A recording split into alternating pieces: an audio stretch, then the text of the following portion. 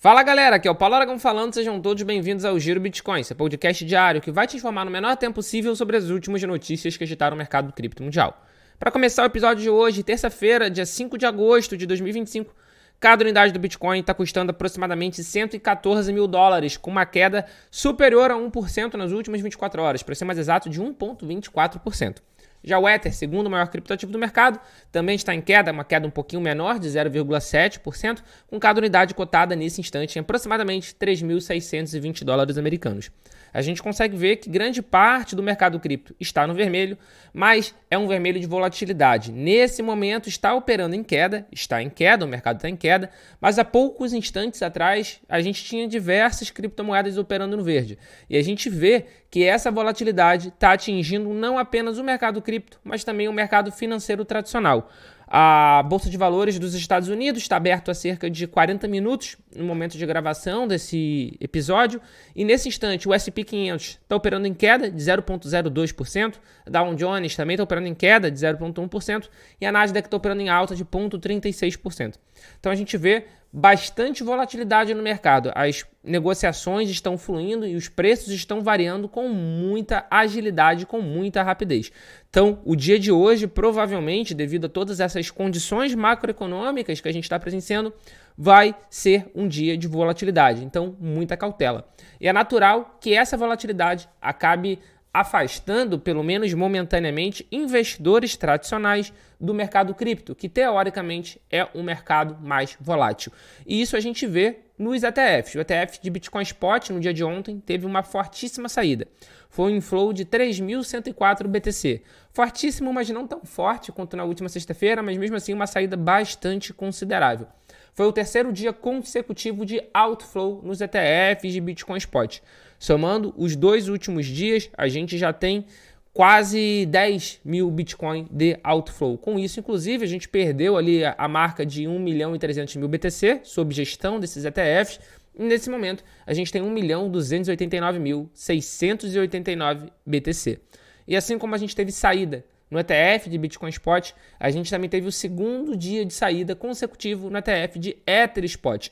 E uma saída, essa sim, uma saída recorde. Foram 133.075 unidades de ETH, o que em dólar americano deu 465 milhões, ou seja, quase $500 milhão de saída em apenas um dia. Para vocês terem uma ideia, se a gente pensar tanto no ETF de Bitcoin Spot quanto no ETF de Ether Spot, a gente teve as maiores saídas de algumas coisas em específico. Como assim? O ETF de Ether Spot foi a maior saída dos últimos meses no ETF da BlackRock, por exemplo. Da mesma forma, a gente teve a maior saída das últimas semanas no ETF de Bitcoin Spot da BlackRock. Para vocês terem uma ideia, essa saída do ETF de ontem da BlackRock foi de 2.538 BTC. E essa foi a maior saída nesse ETF em 9 semanas. Foram $292 milhões. De novo, é a maior em 9 semanas. E isso é curioso, porque no dia de ontem a gente estava tendo uma recuperação no preço do BTC, que enfrentou queda ao longo do último final de semana. Então, no dia de ontem, a gente estava tendo essa recuperação. Mas, mesmo assim, nos ETFs, a gente acabou tendo uma saída, tanto no ETF de Bitcoin Spot quanto no ETF de Ether Spot. Mas, apesar disso, apesar da gente ter tido essa saída, a gente vê que o interesse dos institucionais, o interesse das empresas continua aumentando. As empresas, muitas vezes, elas pensam mais no longo prazo do que os compradores de ETF. O comprador de ETF também são corporações, também são empresas, mas também tem muito investidor do mercado financeiro tradicional. É aquela pessoa que mexe na bolsa de valores, só que tem medo de comprar, por exemplo, o Bitcoin diretamente, prefere confiar em um terceiro, que no caso é justamente é uma gestora, né? Eles escolhem um ETF de acordo com a gestora, de acordo com as taxas e tudo mais. Então, no ETF de Ether, por exemplo, a gente teve uma saída recorde no dia de ontem, mas na manhã do dia de hoje, a gente já teve uma nova empresa, na verdade uma empresa que já está no ranking, mas uma nova compra anunciada por uma empresa. A SharpLink, empresa de apostas esportivas que a gente tanto já tem debatido aqui ao longo dos giros Bitcoins dos últimos episódios, comprou mais $264 milhões em ETH, atingindo a marca de 521.939 unidades de Ether. Para vocês terem uma ideia, quem está vendo por vídeo está vendo agora, que eu estou mostrando um ranking das empresas que possuem ETH em sua tesouraria. Esse ranking não está atualizado com essa compra de hoje de manhã, que ela acabou de ser anunciada. E a SharpLink está na segunda posição com essa compra. A primeira colocada, que está abrindo distâncias para as outras, é a Bitmain Immersion Tech, que tem 833 mil unidades de ETH, o que em dólar americano dá cerca de 3 bilhões. A SharpLink, com essa última aquisição, está chegando na marca de 2 bilhões de dólares de gestão. É bastante considerável. E se a gente somar o total que os ETFs possuem com o total das reservas estratégicas de Ether, né, com as empresas de tesouraria de Ether, a gente já tem uma impressionante marca de aproximadamente 29 bilhões de dólares. Isso é muito significativo, isso é bastante dinheiro. E se a gente for ver também, a gente vê que os ETFs de fato tiveram uma caída ao longo desses últimos 2 dias, né? 2 dias comerciais, 2 últimos business days. Só que a gente vê também que eles já estão quase alcançando uma marca de 30 bi apenas os ETFs. Isso é muito importante, é muito significativo a gente ver isso, porque a gente vê o quanto está aumentando a demanda institucional e a demanda do investidor tradicional por ETH. Isso, sem sombra de dúvida, é o que ajuda a valorização. O Bitcoin, por exemplo, a gente vê muito relacionado o aumento da demanda institucional com a valorização recente dele. A Strategy, por exemplo, a maior detentora corporativa de BTC, eles compram Bitcoin já faz um tempo, só que desde a eleição do Donald Trump, no ano passado, eles dobraram o seu estoque de Bitcoin, ou seja, eles pisaram realmente no acelerador. Eles acumularam 376.571 BTC desde a vitória eleitoral do Trump. E a gente precisa levar em consideração que eles tinham levado mais de 4 anos para acumular os outros 252.220. Então a gente vê que foi realmente uma pisada e tanto no acelerador. E essa pisada e tanto no acelerador acabou coincidindo com o aumento também do preço do Bitcoin. O Bitcoin ele teve uma grande valorização desde a eleição do Donald Trump. E sem sombra de dúvida, um dos grandes motivos disso foi passar a ser considerado um ativo de tesouraria corporativa. Diversas empresas ao redor do mundo têm feito essa reserva em Bitcoin, essa reserva estratégica em Bitcoin, e isso, é claro, que é um fator que ajuda na valorização tanto do Bitcoin quanto do mercado cripto. E a gente tem visto empresas fazendo tesouraria de criptomoedas diversas. A Verb, por exemplo, anunciou que vai começar, é a primeira empresa listada numa bolsa de valores que fez esse tipo de anúncio, ela vai começar a comprar TON, a criptomoeda TON, como um ativo de reserva estratégica. TON que nesse momento, se a gente procurar, tá na... Vamos procurar aqui para saber a posição exata. A TON está na 21ª posição de capitalização de mercado das criptomoedas. E as ações da Verb tiveram uma alta de 200% justamente após esse anúncio. E a Verb Technology Company, inclusive, vai mudar o nome. Eles estão planejando mudar o nome para TON Strategy Co., porque eles vão se tornar, de fato, uma empresa de tesouraria em TON, que é o token nativo do ecossistema de blockchain do Telegram, né, que era capitaneado pelo Telegram, mas foi obrigado pelos reguladores a deixarem para a comunidade, a não tocarem isso diretamente.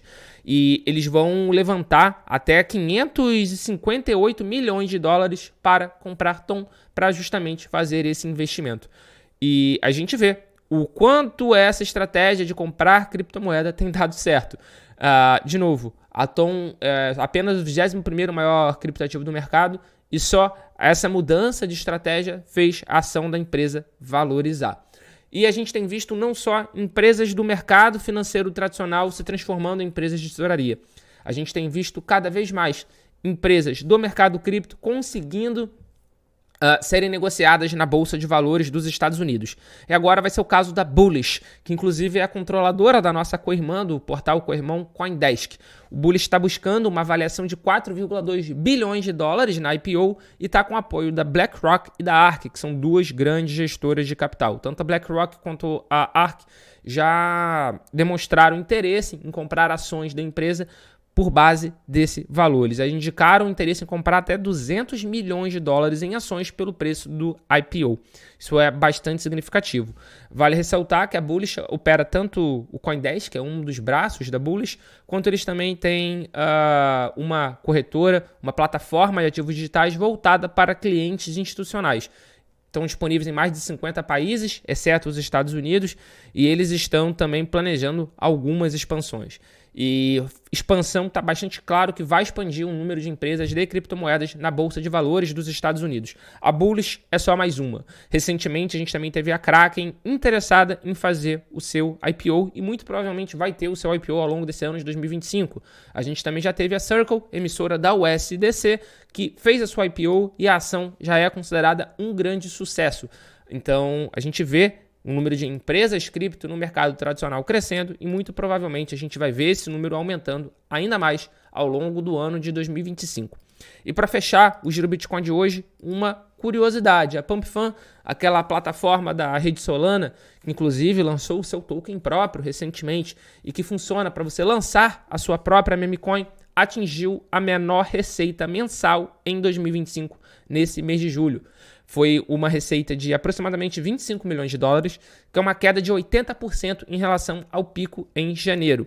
Isso pode significar, sem sombra de dúvida, uma perda de interesse do mercado de uma forma geral pelas memecoins. A gente sabe que essas memecoins lançadas na PumpFan, em grande parte, são moedas sem absolutamente nenhum fundamento de longo prazo. Muitas delas são golpes do desenvolvedor que busca apenas fazer um rug pull, uma puxada de tapete, né, em português, que é quando eles retiram toda a liquidez de uma forma brusca, golpeando, lesando quem comprou seus tokens. Então a gente vê que o mercado de memecoin, de fato, tem tido uma queda bastante considerável. E vale ressaltar que o mercado de memecoin foi sim um dos grandes fatores que fez a Solana ter uma ampla valorização ao longo dos últimos meses, aonde ela chegou inclusive a atingir a all-time high dela ali de quase $300 em janeiro desse ano. Ou seja, bastante próximo justamente coincidindo com esse pico de receita da PumpFan. Então vamos acompanhar isso de perto, porque isso pode sim ter uma relação, isso sim pode ter um peso na precificação do sexto maior criptoativo do mercado, da Solana. Esse foi o Giro Bitcoin de hoje. Para fechar o episódio, eu quero pedir desculpas a você que viu o episódio por vídeo no dia de ontem.